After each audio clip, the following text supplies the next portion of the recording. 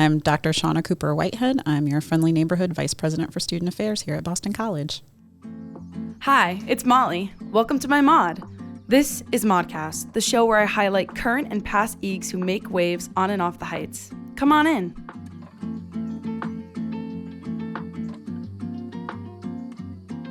So the BC community certainly knows your name from your weekly highlight emails, but I think few have been able to match the face. I'm so excited to get to know you better and have our viewers get to know you better. Welcome to Modcast. Well, thank you so much for having me. I'm excited to share a little bit about myself. Okay, so I want to know what drew you to Boston College. Well, I've worked most of my career in mission-driven institutions, so I definitely support Jesuit Catholic, values and beliefs, but I also would say that BC has one of the strongest communities that I've ever been a part of, from students, faculty, and staff. I think everybody really wants to help each other, enhance and make things better and, support one another. And you don't see that at a large number of schools. So that's part of why I decided to come. Nice. And I'm sure a lot of that work is obviously through student affairs. I will be honest, I think myself and a lot of students actually don't know what goes on there. Could you give us a rundown? Absolutely. So I oversee a lot of the co-curricular experiences that you have. So if we think about BC being a institution of higher education, academics is why you came here. You're getting your degree. So that's our foundation. That we're supported by our Jesuit Catholic mission. So those are like the bricks of our house. And I think of student affairs as like the mortar in between. I love that. And what that means really is that I support the things outside of the classroom that aren't necessarily spiritual development or like retreats and so forth, or formation specific, but we do support the formation of our students through a number of different areas. The biggest area that is under my portfolio is residence life, so where you live in this lovely mod, as an example, but not just, residence life, like what does it mean to be part of a community who lives together? Because around 75% of our students live in our halls. That's unusual for many college campuses. I oversee student engagement and formation, so those are all clubs and organizations, also the Thea Bowman Ahana Intercultural Center in that realm and the Women's Center. I also oversee the Dean of Students office. You may remember your first year as a freshman that was conduct, and I was like, the Dean of Students office does so much more. And so it's where students go if they need help with something and don't know where they need to go. It's where disability support is. It's where off-campus life is in the Dean of Students office. I also oversee the Career Center and integrated learning, like how are you taking that classroom learning and translating it into a career, finding your purpose and your vocation. It's not just about finding a job, but finding something that's meaningful to you. But I also have Rob Sham Theater, an art center that I work with as well.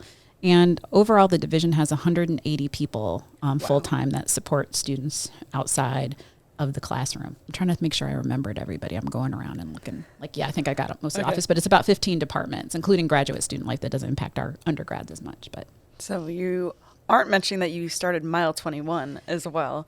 So this is an event-filled day during the Boston Marathon. Can you just talk about what some of these events are? I think people tend to focus on the concert, but there's a lot more to it. Absolutely. So this started in really thinking about this in fall of 21. So I got here in August.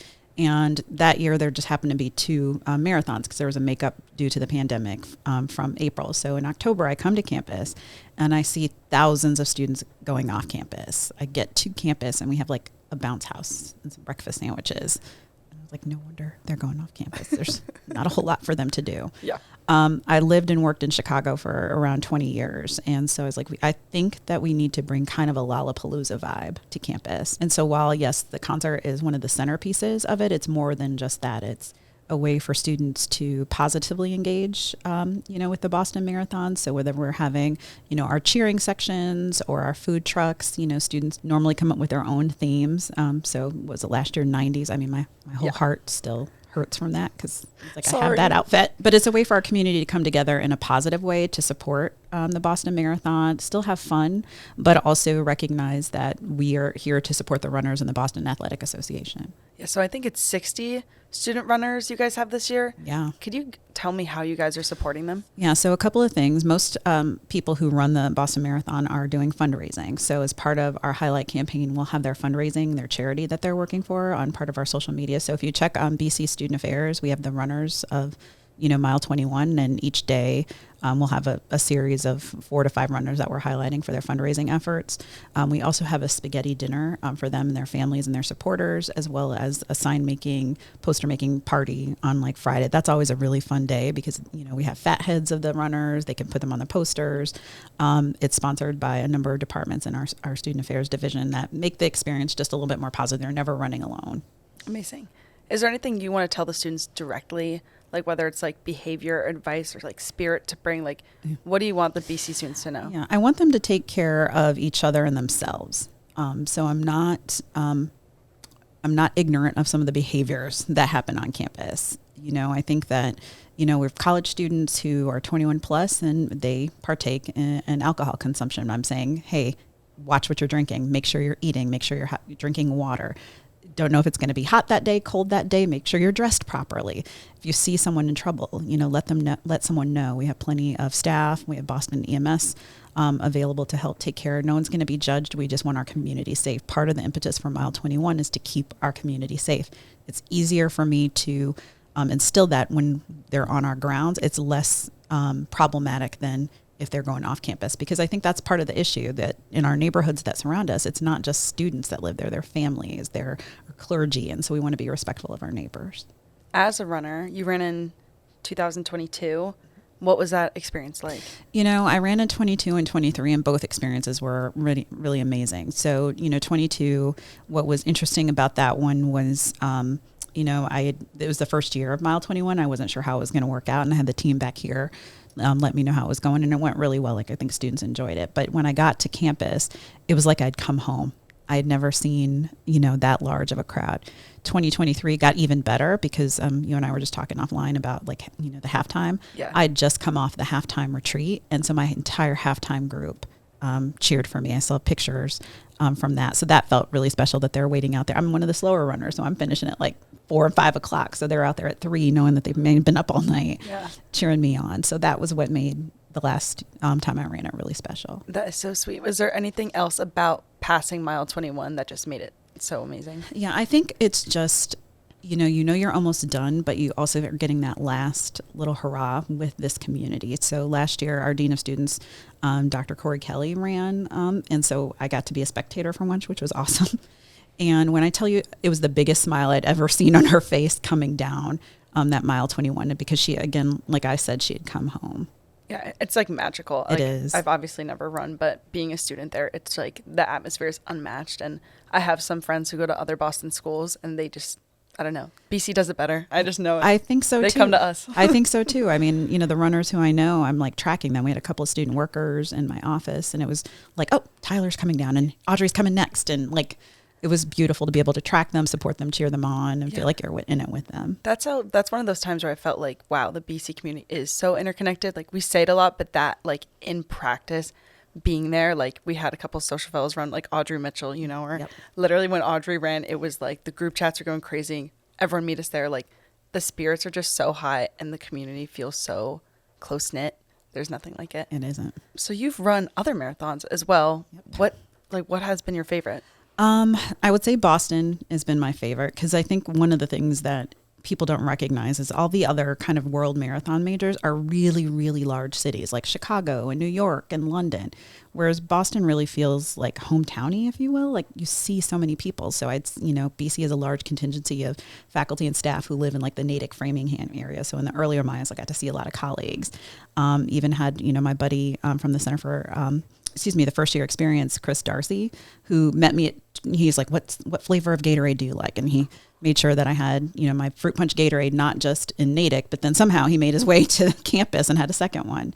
And so that's the kind of stuff that you're not necessarily going to get at a big city marathon, seeing people almost the entire way. I've typically worn BC, merchandise. And so that always caused a lot of, fun for even people who I don't know, who are go Eagles. And that just motivates you as well. I know you've mentioned a couple people cheering you on, but if you had to pick one, who's your favorite fan? I would say that my favorite fan is Roshana, or also known as Shauna Cobb, who works in athletics. Just a couple of years ago, she had my fat head, so it was Shauna holding Shauna. So it was pretty hilarious. But she was out there in the rain and the cold when it when it was happening, and it was really motivating to keep going. Oh, she sounds amazing. I'd love to meet her sometime. Guess we should work on that. So I'm excited to have my bestie, my twinnie here with me, Senior Associate Athletic Director, Rashana Cobb. Oh, the government name. Hi. Government. Welcome, Rashana. Is it Shauna, Rashana? What do you prefer? Rashana is my government name. Okay. But I'm typically not that formal, so Shauna is fine. Shauna squared. Yes. Welcome. Yes. Okay, so Shauna, can you talk a bit about your role at BC? Sure. My really long title is Senior Associate Athletic Director, and I also have the designation of being the Senior Woman Administrator. That just means I'm the highest ranking woman in the athletic department. But in my role as Senior Associate AD, I oversee a couple of areas within athletics. Student athlete conduct. I oversee our student athlete formation and success in our nutrition area, along with Title IX for the department and other duties as assigned. So I think a lot of students don't know that Student Affairs often does stuff with athletics, like Mile 21 coming up, for example. What is that partnership like, and how do you think it contributes to supporting our student athletes? Well, first, I would say that, Shauna has been a great partner in a number of different ways. So, she sits on a number of different committees and comes up any meeting that I ask her for. I'm going to start saying no. It's been 3.5 years. She ain't done it to me yet. But like she 2025. teaches a class on resilience. She brings student athletes into our space to recognize that the entire campus is theirs, not just, Conti and alumni and when they work out and so forth. And really thinking about the student experience in totality. How do we get more students to some of the games that aren't as popular, and thinking about it as a holistic experience? So that's how, we've partnered together. But I will say that part of that is also her personality. We went on the Black Women Matter retreat together. She served as an MC. So that, again, these are other duties as assigned, but really not assigned. She's volunteered and partnered with Student Affairs in a number of different ways. Okay, so I want to circle back to, trying to get more students attending games. What are some ways that Student Affairs tries to do that? Well, we advertise something in athletics every week during the Monday newsletter, and we don't just do football, basketball, and hockey. We talk about our championship lacrosse team. We talk about women's basketball in particular. We talk about women's hockey. So we try to diversify who we highlight each week, so it's not just one particular team. Amazing. Okay, so I think there's some confusion around campus with Shauna Squared. I want to see how similar you two really are. We're going to play a little this or that. Does that sound good? Okay. Coffee or tea? Coffee. Tea. Beach vacation or mountain vacation? Beach. Early bird or night owl? Early. Night owl? No. I'm going to say early. You lying. It depends on the day. It depends on what competition is happening. depends on, yeah. I'll get a text from her at 6 a.m. or 11 p.m. I don't know. Depends on what time a football game ends. Yep. Yeah. Okay. It varies. Reality TV or scripted shows? Ooh, Scripted. reality. Texting or calling? Texting. Baps or O'Neill? Ooh, O'Neill. I've never been to O'Neill. You have been. Neither. Have I? Yeah, you have. Okay. The library? Okay. You've been to the main library? I've been through it. Yeah. There we go. There you go. Yeah. Yeah. O'Neill. O'Neill. Al Palone or Crazy Does? Crazy Does. Shout out to Ernie. Yes, Ernie. I didn't We know can if you shout out paid. Ernie. I was like, we don't have paid sponsors here. Shout out to Ernie and Crazy Does.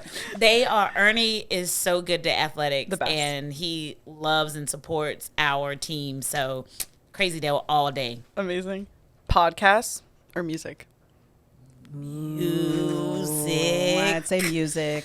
Shoot. No disrespect to the pods. We like a podcast, but you made us make a but- choice. God, And a choice was made. Yes. for sure. Now we're going to transition to student health and wellness because recently a gift from alumna and parent Tammy Murray is going to help students enhance their health and wellness at BC. I want to talk about what's being enhanced here and how students are going to benefit from this the most. Yeah, a couple of different things. One, we're going to take a more holistic approach. So if you go to many universities around the country, there's like a health center and a counseling center and like a health promotions office, and they're all kind of discrete bodies. And while we have all of these offices here at BC, we're going to start intertwining a little bit more. So really looking at how we can best support our students more holistically, because students don't necessarily know the difference between what they need. So for example, you can go to the Dean of Students office for particularly like student outreach and support services that's run by Caroline Davis, but that's one element. The Center for Student Wellness does more proactive, education. Counseling certainly does traditional therapy. They have support groups, but also see a student on emergency basis whenever they're available. And then our University Health Services is one of the last freestanding 24/7 infirmaries on a college campus that's not associated with a health department. But what's more important is that all of these are going to be working together a little more holistically, because it's not just about those particular discrete offices. How are we embodying this in student engagement? So student involvement have health and well-being initiatives. Does Residence Life have health and well-being initiatives? Like just the ways that our students navigate campus, it doesn't have to be in one particular realm. Are we working with, Cannell, Recreation Center? Are we working with student athletes and so forth? So taking a little broader approach where not one area owns it, but seeing how we do it across campus. Yeah, I think it's the way to do it. I think it's going to be amazing. I want to ask, as the VP of Student Affairs, what do you think the major issues students are facing right now? So I think the biggest issue, which will be no surprise to anyone, is around mental health. I'd say at BC in particular, what I think the challenge here is we have so many smart students. And this is a competitive culture in which students feel like they have to be the smartest one. And if we get a bunch of smart people in a particular setting, sometimes people rise above, and it doesn't mean you're any better or worse than anyone, but there becomes that nature in which I have to outdo the next thing. That impacts mental health. I'd also say creating a culture of belonging. I've said this a million times, but BC is a great place for extrovert. If you are a little quieter, are a little less inclined to introduce yourself to someone, it becomes a little bit more challenging. Real talk, part of, my job is about creating environments for no matter who you are. That's why in Student Affairs, we have this whole kind of mantra. We want every student to be seen, heard, and well served. I would also argue that you can't be great at everything. So how do we address, that mental health piece? That's why, Shauna here teaches a class on resilience, which I'm sure she'd love to talk about and share because she's taught it for a couple of years, but that's one of those partnerships. Yeah, I would love to hear about it. So it's a cross currents course, and it's called Thinking About Resilience. And it's unique, and we say this at the beginning of the semester, that it's a class where we aren't teaching you information. We're essentially helping you see that it's already in there and pulling it out from you. So, it's going through the semester and talking about topics like stress and automatic thinking and what that looks like. And it's so amazing to get through the semester, and at the end of the semester, the students are recognizing, I've been resilient the whole time. I just hadn't put a name to it. I didn't recognize that there are a myriad of words that can describe and make up what resilience is. And I always thought it was here. So we spend our semester helping them see that, no, it's inside of you. It's already there. You're already tapping into it in little pieces. How can we help you build on that, and how can we help you to tap into it when you need it? You got something that's stressing you out. Here are some tools to help you deal with that. It's so fun. This is probably my 5th semester teaching, wow. which is, and my co-facilitator, I call it facilitating because I'm not really teaching y'all. My co-facilitator is Matt Razik. Okay, nice. And we've been in this thing together for 5 semesters, and it's fun. It fills up my cup, and I really do it because I get as much from it, I think, as the students do, and seeing them come through the end, and they're like, oh, man, this is pretty good. And it's unlike any other class that they've taken at BC1. We ask them to write with pen and paper in class. So we'll have a writing assignment every class. And we're like, all right, break out your pen and paper. You would not believe how infrequently our students are using pen and paper. We also will have them share in the class, and we ask for feedback, but we say, what was good about that and what will stick with you? So very few times on this campus are they sitting in classrooms where the feedback that I'm giving you isn't critical. It is, you wrote that really well. You did a really good job describing this scenario that you're describing. And so you'll have people at the end of the semester say, this was really unlike any course that I've taken, and I really appreciate just a safe space and a space where I can share freely and get free feedback that fills me up too. Yeah, that's amazing. So fun. There's a lot of, that culture is definitely present in retreats through BC, but having something semester long has to be so amazing for your mindset because, I led at halftime this weekend. It was amazing. I came back. I feel like the mindset I worked on there is going to last like a week or two, and it takes a lot of effort to try to maintain that. So that sounds amazing. Going back to just general wellness and, safety, Marathon Monday, Mile 21 is coming up. What are some resources that BC is going to be providing to help students be safe that day? Yeah, a couple of things. So we're going to have breakfast all available throughout the morning and into the afternoon. Typically, we've had them in front of Corcoran, in front of Walsh, and one in Upper for students to eat. We'll have a healthy cheering, cheering section that students will be healthy at, in which, those students who do not want to participate in some of the other behaviors we see during Mile 21 can go and cheer on the runners. We have about 60 folks from around BC running, so we're really excited to cheer them on. We're having a spaghetti dinner for those runners and those raising money earlier that week. I want to say the Dean of Students, Center for Student Wellness, and a couple of other offices are holding a sign-making party on that Friday before the marathon. So lots of fun activities. And one of the things I can say of having run this marathon before is BC clearly has the loudest, most supportive cheering section along the course. Like you run past a number of other schools. There's no section like BC's section. It's been pretty impressive. So show up. Come on, show up and show I'm out. there. Yeah. Okay, well, if you guys are willing, I have a rapid fire section if we want to play. Let's go. Okay. Okay. What? What? We ain't scared. Scored.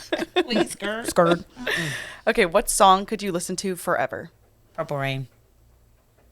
Just fine. Best concert you've ever been to? Prince. Ooh. Hold on. Oh, Queens of R&B. That was fun. It was fun, but it was no Prince. Let's be clear. What's your White Mountain order? Cake batter.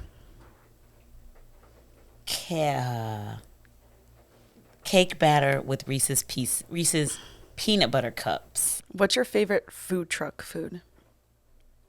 Tacos. I like Bertucci's. Okay. Favorite BC tradition? Mile 21, of course. Duh. Oh, Mile 21. This is like That felt forced. felt very forced. That's why we're here, I was right? pinching her underneath. Shauna says it's Mile 21. Blink You were not in the sunken place. You better tell her what you really think. She's in the sunken place, y'all. This or that has you guys too synced. It's okay. You can have your own opinion. My favorite. Thank you for saving me. I blinked. My favorite BC tradition is probably football red bandana game. Nice. It's so special to have the Crowther family come back annually. It just, man, I get verklempt every time. It's like I haven't been there the first time. It does it for me. Favorite color? Pink. Purple. Favorite sport to watch? Football. Track and field. Guilty pleasure snack? Pork rinds with tiger dust. Shout out to Amici. Shout out to Amici in Easley, South Carolina. Mine would probably be, I'm a snacker. I'm going to eat all the snacks. There's no guilt. No, there's no guilt. Give me the hot Cheetos. Get flaming hot Cheetos. Yep. Truffle Give chips. me give me the Ben & Jerry's non-dairy chocolate chip cookie dough. Man, bust it down. Underrated spot on campus? The Women's Center. I mean, it's so cozy. They got blankets. It's always a vibe in there. Like you go in there and it's just good people working. I tell my student athletes, I'm like, man, go to the Women's Center. See, I'd say Bapst Library. It's the one place you don't have to be on because you're supposed to be quiet. Yeah. Add Pabst to the list of places to visit. Where is it? You've been there. I think after this we're gonna have to take a walk. We're gonna take a walk. We're gonna give I'm you going a to take the campus tour. admissions tour. You should. Okay, what's your coffee order? Get it black with French vanilla creamer. Okay. I'm gonna get a chai latte with oat milk. Favorite thing about the other person? She's my best friend. Like we found each other probably I started in August and Shauna started in December, and like we hung out one time and we've been pretty inseparable since. She is a ridiculously giving spirit, so she's like, one of these days I'm gonna tell you no. It's been 3.5 years. She has literally never said coming. no. She keeps if you wanna threatening, say no. but always brings a lot of energy. She allows my extrovert to come out because I'm really an introvert.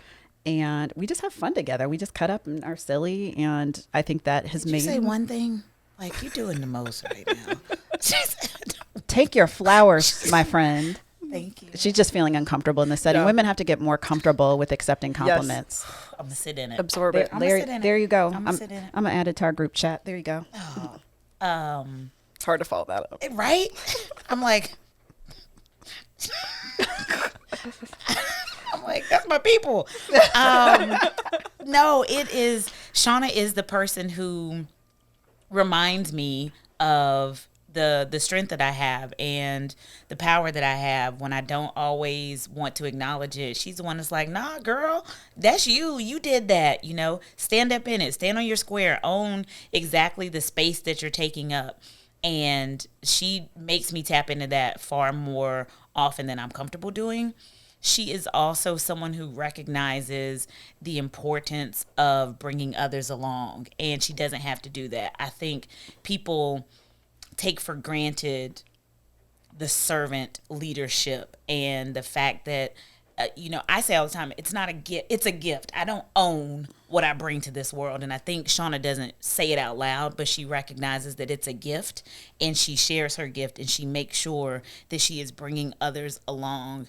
And I'm giving you your flowers because this is family. And Is. and and it's so weird to me that I talk to people about when you move spaces and finding your community is so important. I never thought that my community would also be people that I work with or that are tied to work.